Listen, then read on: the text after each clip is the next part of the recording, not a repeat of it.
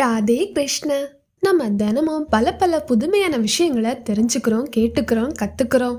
அதுலயும் கிருஷ்ணர் சம்பந்தமான விஷயங்கள்லாம் ரொம்பவே காது கொடுத்து நம்ம காதை கூர்மையாவே தீட்டி வச்சிருப்போம்னு சொல்லலாம். கிருஷ்ணருடைய துவாரகைன்னு சொல்லும் போதே நம்ம கண்ணனுடைய துவாரகையை எப்போ பார்க்கும் அப்படின்னு தான் ஏங்கும். கிருஷ்ணருடைய துவாரகை கடல்ல மூழ்கி போனதா சொல்வாங்க. கடலுக்குள்ள மூழ்கி போயிருக்கக்கூடிய பல ஆயிரம் ஆண்டுகால பழமையான நாகரிகத்தின் சுவடுகளை தண்ணீருக்குள்ள போய் சென்று பார்க்க முடிந்தா எவ்வளவு சுவாரஸ்யமா இருக்கும். அதுவும் நம்ம கிருஷ்ண பகவான் வாழ்ந்ததாக கருதப்படும் நகரான துவாரகையை தரிசிப்பதுனா எவ்வளவு விசேஷமா இருக்கும். கண்டிப்பா நம்மளால பார்க்க முடியும். அதற்கான ஒரு தீர்வை தான் குஜராத் அரசு அறிவித்திருக்கின்றது. அதை பற்றி தான் இந்த வீடியோல நம்ம தெளிவா தெரிஞ்சுக்க போறோம். அதனால வீடியோவை ஸ்கிப் பண்ணாம கடைசி வரைக்கும் பாருங்க. குஜராத் மாநிலத்தில் உள்ள புராண சிறப்புமிக்க நகரம் தான் நம் கிருஷ்ணருடைய துவாரகை. துவாரகை என்றால் வாசல் என்று பொருள். வைகுண்டத்தின் வாசலாக தான் கிருஷ்ணருடைய துவாரகை நகரம் கருதப்படுகின்றது. துவாரகை நகரம் 2200 ஆண்டுகள் பழமையானதுன்னு சொல்றாங்க.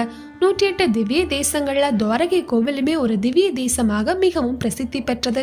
அதுவும் கிருஷ்ண பகவான் ஆட்சி செய்த நகரம் அல்லவா. ஆனால் கிருஷ்ண பகவான் ஆட்சி செய்த நகரம் இதுவல்ல. அந்த நகரம் கடல் கோளால் அழிந்து விட்டது என்ற விஷயமும் நமக்கு தெரியும். இன்னைக்கு நம்ம பார்க்கக்கூடியது பேட் துவாரகா பகுதி. உண்மையாகவே கிருஷ்ணர் ஆட்சி செஞ்ச பகுதி கடலுக்குள்ளதான் இருக்கு. கிருஷ்ணர் கட்டிய, கிருஷ்ணர் வாழ்ந்த துவாரகை நகரம் இன்றும் ஆழ்கடலில் தூங்கிக் கொண்டிருக்கின்றது.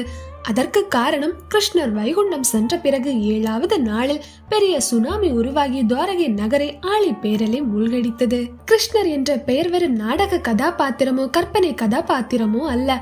உண்மையாகவே ஊனும் உயிருமாக வாழ்ந்த மன்னராக, தெய்வமாகவே கிருஷ்ண பகவான் பார்க்கப்படுகின்றார்.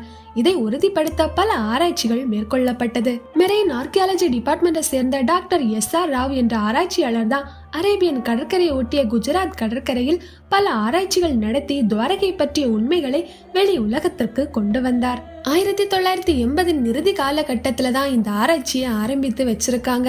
உலகத்தை அவருடைய கண்டுபிடிப்புகள் ஆச்சரியத்துக்கு உள்ளாக்கி இருக்கின்றது.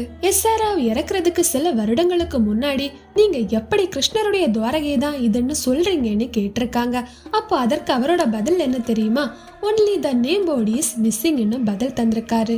அதாவது இது கிருஷ்ணரின் துவாரகைன்னு எழுதி வச்ச நேம் போர்டு மட்டும்தான் அங்க இல்லைன்னு ராவ் ஒரு தக்லைஃப் மொமெண்ட் அங்க கொடுத்திருக்காரு. மகாபாரத காலத்துல எத்தனை தேசங்கள் இருந்தாலும் குறிப்பா கிருஷ்ணரின் துவாரகையை மட்டும் துவாரகா நகரி, துவாரகை நகரம்னு குறிப்பிடுவாங்க. உண்மையாகவே பண்டைய துவாரகா நகரம் உயர்ந்த நாகரீகம் நிறைந்த இடமாகவே இருந்திருக்கு. இன்னைக்குள்ள என்ஜினியரிங் கன்ஸ்ட்ரக்ஷனை விட அன்றைய துவாரகா நகரம் மேம்பட்ட பொறியியல் திறமையை வெளிப்படுத்தி இருக்கின்றது. தொழில்நுட்பங்கள் நிறைந்த இடமாகவும் கல்வி அறிவு பெற்ற மக்களாகவும் அங்க வாழ்ந்தவங்க இருந்திருக்காங்க. வாணிப வியாபாரம்ல ரொம்பவே துவாரகா நகர சிறப்புற்று விளங்கி இருந்திருக்கு. படகு கட்டுறது, சிப்பி வேலை, முத்து குளிக்கிறது, உலோக வேலையும் கூட அங்க நடந்திருக்கும்னு ஆராய்ச்சியில சொல்றாங்க. ஆனா சில பல அரசியல் காரணங்களாலதான் அந்த உண்மைகளை இன்னைக்கும் உலகுக்கு வெளியே சொல்லாம இருக்கிறாங்க. SR ராவுடைய ஆராய்ச்சிக்கும் தடை விதித்திருக்காங்க. துவாரகா பற்றிய விஷயங்கள் எல்லாமும் த லாஸ்ட் சிட்டி ஆஃப் துவாரகான்னு அவர் எழுதியிருக்கக்கூடிய புக்ல தான் நாம தெரிஞ்சுக்க முடியும். ஆனாலும் தொடர்ந்து துவாரகை பற்றி ஆராய்ச்சிகள் நடந்து கொண்டேதான் இருக்கின்றது. 1983 முதல் 1990 வரையில் பல காலகட்டத்துல பல்வேறு தடயங்களையும் கண்டுபிடிச்சிருக்காங்க. துவாரகை நகரத்தின் நடித்தளம், பழங்கால தூண்கள், நகருக்கான நீர் மேலாண்மை கட்டமைப்புகள் ஆகியவற்றையும் கண்டுபிடிச்சிருக்காங்க. அவற்றின் காலமும் மிகவும் பழமையானது. கிமு 3000 முதல் 1500 ஆண்டு வரையிலானதுன்னு சொல்றாங்க. அப்படின்னா கிருஷ்ணருடைய துவாரகையை நாமளும் கடலுக்குள்ள போய் பார்க்கணும்னு ஒரு ஆர்வம் உங்களுக்கு இருக்குதானே? அதை நிறைவேற்றதான் குஜராத் அரசு ஒரு முடிவை எடுத்திருக்கின்றது. குஜராத் சுற்றுலாத்துறை மேசகான் டாக் என்ற நிறுவனத்துடன் ஒரு ஒப்பந்தத்துல ஈடுபட்டிருக்கு. துவாரகையில அதிகமான சுற்றுலா பயணிகள் வருவாங்க. அந்த சுற்றுலா பயணிகளை கவரும் வகையில நீர்மூழ்கி கப்பலை சுற்றுலாத்துறை அறிமுகப்படுத்த திட்டமிட்டிருக்காங்க.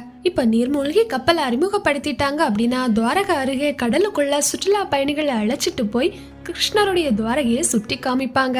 அப்படி நீர்மூழ்கி கப்பல் மூலமா கடலுக்குள்ள போகும்போது கடலுக்குள்ள வாழக்கூடிய அரிய வகை உயிரினங்களையும் தாவரங்களையும் நம்மளால பார்க்க முடியும். அதே நேரத்தில் நீரில் மூழ்கி இருக்கும் கிருஷ்ணரின் துவாரகா நகரின் எச்சங்களையும் கண்டுபிடிப்புகளையும் நாம் பார்க்க முடியும். இதற்காகத்தான் தனித்துவமான ஒரு நீர்மூழ்கி கப்பலை கட்டுமாறு மேசகான் டாக் நிறுவனத்திடம் குஜராத்தின் சுற்றுலாத்துறை கேட்டுக்கொண்டுள்ளது. இந்த ஒப்பந்தமும் சீக்கிரமே நிறைவேற்றப்பட இருக்கின்றது. அந்த நிறுவனம் 35 டன் எடை கொண்ட நீர்மூழ்கி கப்பல் ஒன்றை கட்ட தயாராக இருக்கின்றது. இதில் சுமார் 30 பயணிகள் வரை ஏற்றிச் செல்ல முடியும்.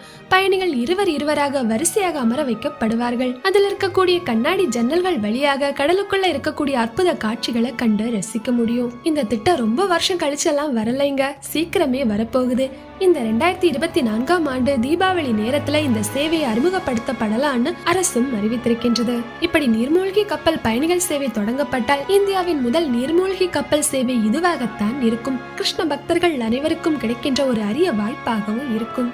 கிருஷ்ண பக்தர்களும் இந்திய பக்தர்களும் விரும்ப பயணம் செய்யக்கூடிய இடமாக தான் துவாரகா இருக்கின்றது. எப்படி அயோத்தியோ அது போன்றுதான் கிருஷ்ணரின் துவாரகையும். இந்த சேவை ஆரம்பிச்சுட்டுனா கண்டிப்பா கிருஷ்ண பக்தர்களுக்கெல்லாம் அது ஒரு தேனான விருந்தாதான் இருக்கும். சீக்கிரமே இந்த விஷயம் நடைமுறைக்கு வரணும்னு கிருஷ்ண பகவான் கிட்டேயே பிரார்த்தனை பண்ணுவோம். துவாரகை கடலுக்குள்ள விடக்கூடிய இந்த நீர்மூழ்கி கப்பலை பத்தி நீங்க என்ன நினைக்கிறீங்க? உங்களுக்கும் போகணும்னு ஆசை இருக்கும் தானே? இதை பற்றி நீங்க என்ன நினைக்கிறீங்களோ அதை கமெண்ட் செக்ஷன்ல சொல்லுங்க. அப்படி இந்த வீடியோ உங்களுக்கு பிடிச்சிருந்தா மறக்காம வீடியோவை லைக் பண்ணி உங்க நண்பர்களுக்கும் உறவினர்களுக்கும் ஷேர் பண்ணுங்க. கிருஷ்ணா கிருஷ்ணா, ராதா ராதா.